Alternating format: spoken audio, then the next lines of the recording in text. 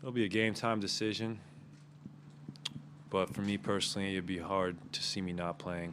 So hopefully, I'll feel much better tomorrow and be a go for tip-off. John Dickinson, 95.7 The Game. Just to kind of follow up on that, what would the training staff have to say to you to where you wouldn't play? Is it entirely in their hands, or would it also, how strong of a case would you make to go at that point? Obviously, I'll do anything I can to be out there, but it's all in their hands, and if there's any pain, it'll be a no-go just because of the position we're in.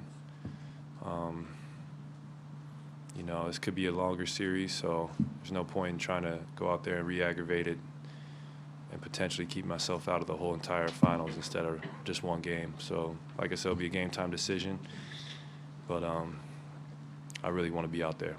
And just how's the pain level for you now, and were you able to do anything this morning other than just some of the shooting we saw? Oh, it's much better than it was Sunday night, so hopefully the same progress will be made, and I'll be moving like my normal self tomorrow. But pain level wasn't too crazy at all. Mark, next row. Klay, Mark Schwartz, ESPN. People like Boogie and Steph have never remembered seeing a box-and-one in the NBA until Sunday night. What did you think of that defense? Steph called it disrespectful and janky. I mean, I didn't mind it because we ended up winning the game, so and Andre got a great look there at the end for the dagger. So I don't think it was the best strategy because we did get open looks, but we didn't score too well in those last 6 minutes. But that doesn't matter because, like I said, we made the buckets when they needed to be made the most. Front row on your right. Anthony Snyder with The Athletic. Clay, can you just take us through the play where the injury, it seemed to begin the discomfort when you kind of did the splits there, and then you still played through it, and when did you kind of start feeling the pain where you couldn't play? I mean, I anticipated getting hit, which I probably shouldn't have done, so I landed awkwardly, just kind of tweaked my hamstring, and when you're moving, it's all good, but right when you stop moving around, it just really tightened it up on me like a knot, and I couldn't really get any full motion anymore. So I called to come out the game because I literally couldn't run like I'm used to. And it sucked, but like I said before, the progress I've made these last couple of days is very encouraging. And if it continues, I look forward to playing tomorrow night. Next row back. Klay, right here, right side, second row. I remember last final that after the game one, actually you got a swollen ankle from that injury. And then what was the mindset out there to make you to decide to play at game two? Because after that, I remember your ankle just so swollen. Yeah. And then what was the mindset out there? And then do you have the same mindset here when you go into the game two? I mean, well, last year I think I was in a much worse position than I am now, which is good. So that's a good sign.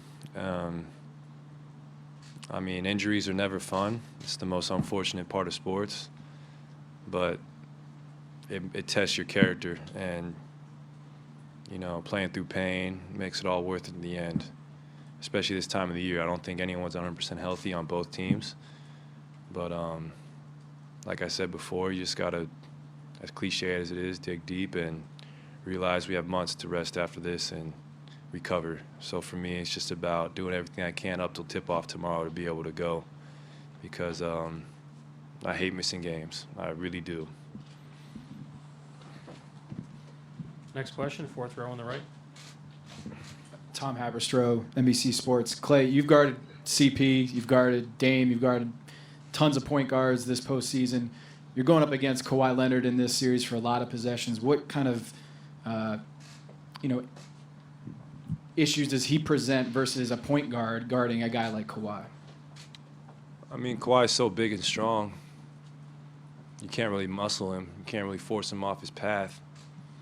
All you can do is try and take away his airspace. He's got to become such a good ball handler, such a great shooter, especially in the mid-range, that you got to do anything you can to take his rhythm away. You can tell he plays a great rhythm, especially with the ball when he has a live dribble. So as a defender, you just try and make someone with that much talent and ability a little more uncomfortable, whether it's doubling off a ball screen or switching aggressively or just, you know, picking up at half court, trying to make them work for every possession. Lucky for us, we have so many great defenders, we can throw many looks at them. But Kawhi just presents a lot of problems, and his playmaking has gotten so much better since he first got in the league. He's a complete player on that side of the ball, or just a complete player in general, and much different challenge than what I faced these last few rounds. So I embrace it, and it's fun to measure yourself against the best. Just as a quick follow-up, the hamstring, is it offensively just running up and down when you feel it most, or is it, you know, side to side limiting? I think it's just on when I have to stop on a dime or make hard cuts. You know, that's when you feel it the most. But if I can just be out there, even at 80%, I still think I can be very effective. So I'll do whatever I can to get to that full 100. But if not, I'll still be out there and try and do what I can to help my team win. In the Guardian, in a situation like this, how do you gauge what's an appropriate pain to play through and what's a pain that you need to say, that's too much, I need to sit out? How do you sort of determine that? That's a good question. Probably I mean, if you only feel it on a couple moves, you're fine. But if you feel it every step of the way, that's not a good sign. And I do not feel it with every move I make, only on certain ones. So you can kind of play through that.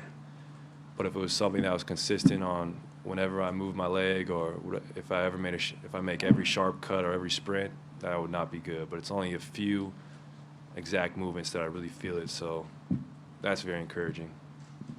Last question in the fifth row. Dennis from Tencent. Hi, Clay. Coach Kerr mentioned your health condition. You mentioned you have to day-to-day consideration and game time decision, and he mentioned the word risk. He said it's all about taking risks, whether to put you on the court. So what's your thoughts on those risk-taking things? Well, something's got to give. It's the NBA Finals, and I mean, we're putting our bodies on the line every game. That's just the nature of our business, injuries, and obviously we have such a great training staff that they're closing that window of risk for me by the hour.